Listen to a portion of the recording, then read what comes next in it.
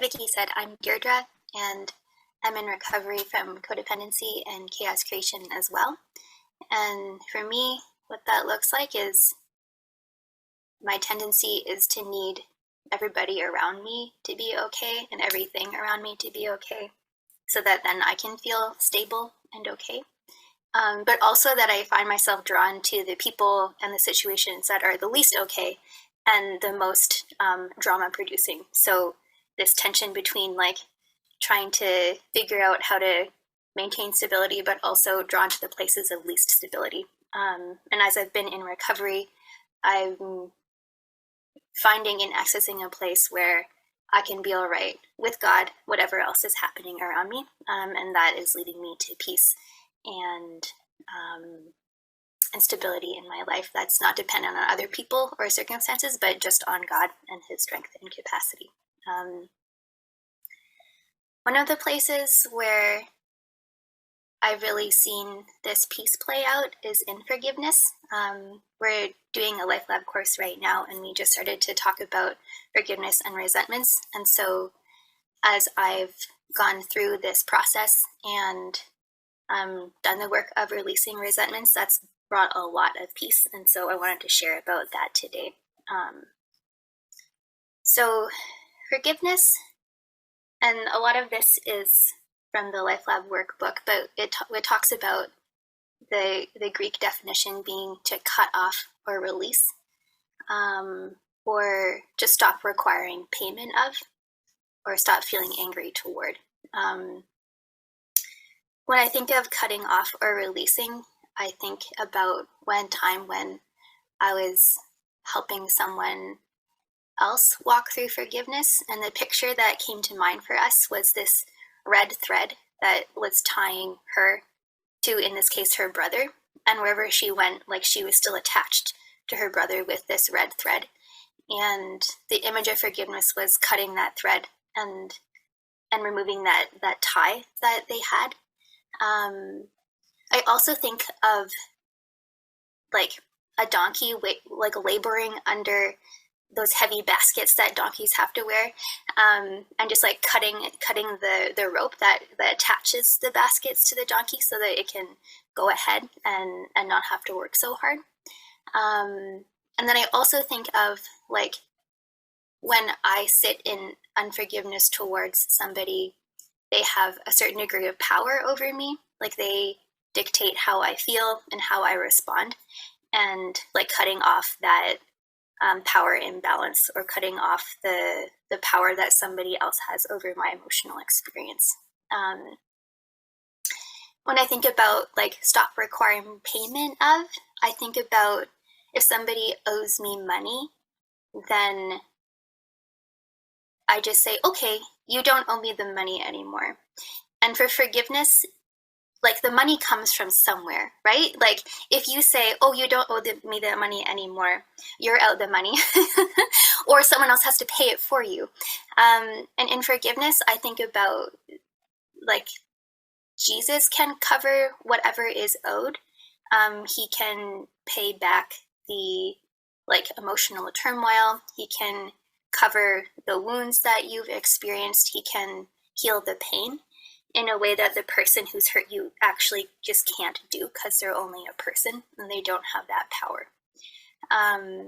So you're not requiring payment of that person anymore. You're not saying, oh, it's fine, I'll just swallow the thousands of dollars you owe me. You're looking for it to be paid for you by somebody else who can actually do that, who is not the person who hurt you. Other thing that I found really helpful is the perspective, like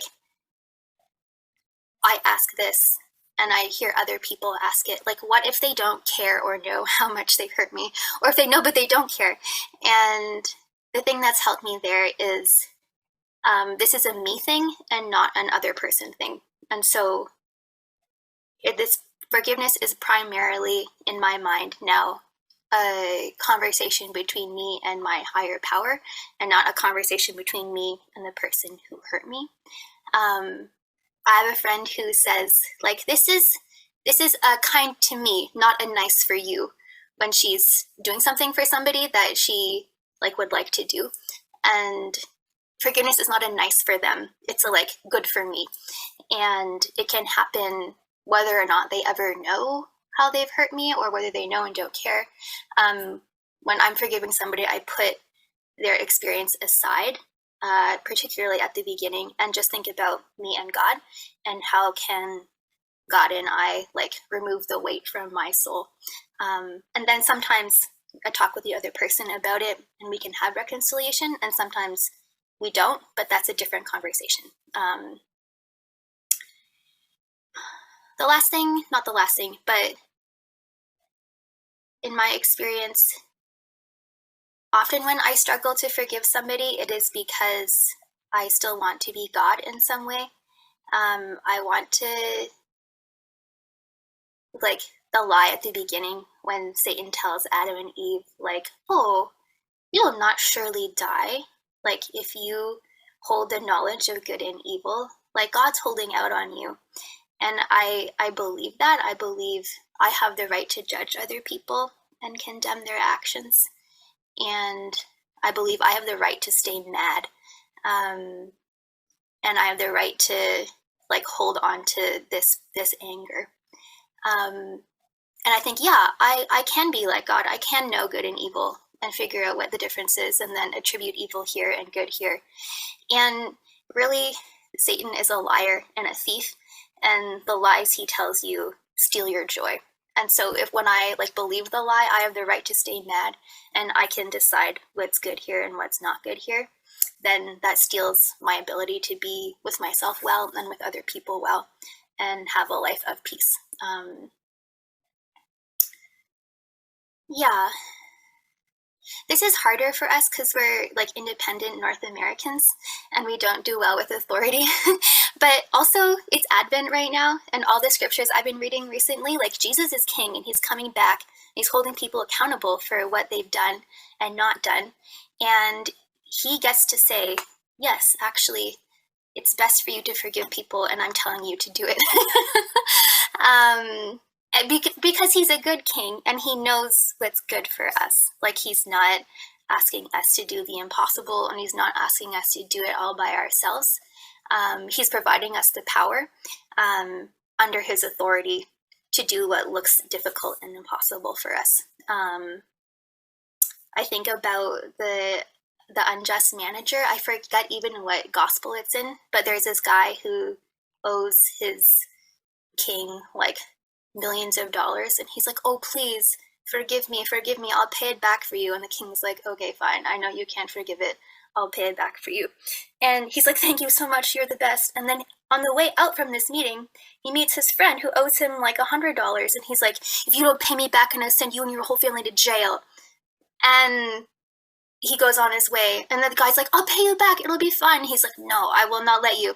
And so then the king hears about it and is like, well, off you go to jail. You can't behave, you cannot receive grace and then not pass it on. That's not how that works.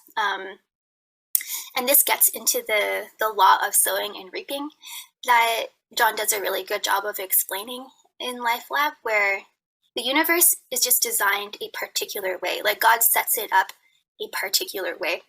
And it's baked right into the Lord's Prayer. We say at the end of all these meetings, forgive us our debts as we forgive our debtors. And that story about the unjust manager really just illustrates that point. And it's not necessarily God is like, oh, you didn't forgive the people, so I withhold what is good for you. It's just that as you forgive, it comes back to you.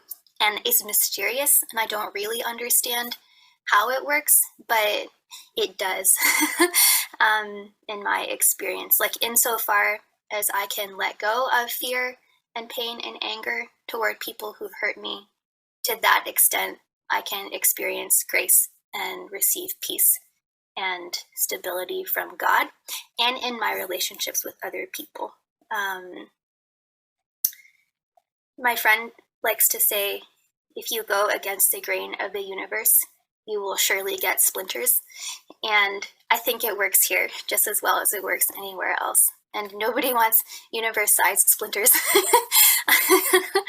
So Yeah, I think for me, the most comforting thing in all of it is something the big book says, where if you can't do it, ask for the ability to do it. If you aren't willing to do it, ask for the willingness to do it. And God is really very good at working with whatever we give him, as long as we actually give it to him. So if we give him our willingness to be willing, he will work with that. If we give him our desire, he will make us capable. And this story I think of here, last week, we studied the story of Jesus feeding the 4,000 people. And there's this little boy with his lunch of like 5 loaves of bread and 2 fish. And the disciples like, well, you can't do anything with that. That's totally absurd to think that 5 pieces of bread and 2 fish would feed 4,000 people. But Jesus takes it and he does an amazing thing with it. And it's beautiful and everybody gets fed and there's leftovers. And so I think that principle works here as well. Like whatever little bit we have of willingness or willingness to be willing, God will take that. And as we persist, he will also persist with us. Yeah, for me, I think just want to share two stories of how forgiveness has worked in my life. This is one of these stories is before I took the LifeLab course. So I worked for an organization. There was a lot of conflict with like the top layers of leadership, and 2 people in particular hurt a number of my friends and indirectly me. And so I had to sit down and forgive them. And I was like, okay, well, I am willing. I don't want to stay mad at these people. It won't help us. It won't help me. And so as I sat in prayer, God gave me the picture. He was like, well, look, and God opened up his wallet and he had pictures of these people in his wallet. And he was like, look, like I love them too. And I was like, oh, like, I guess if these people are in your wallet and I'm also in your wallet, like he's got a picture of me in there too. He carries around with him and looks at it and it makes him happy. Then if these are also your children and they're made in your image and we're both in your wallet together, then I can forgive them and have compassion on them in this situation. And that was really freeing and really helpful for me and helped me stay in my job like well, instead of like rage quitting or like staying on bitter and passing that down to the people that I work with, passing that sideways to my coworkers. And this happened like as I was doing LifeLab last year. I had a friend who hurt me and I really struggled. I was like, I don't want to be sad about this still, but I am still sad about it. Like the resentment, like the re-feeling. I was like, I don't want to be sad. I like intellectually, I'm like, yes, these are all fine things to do in our friendship.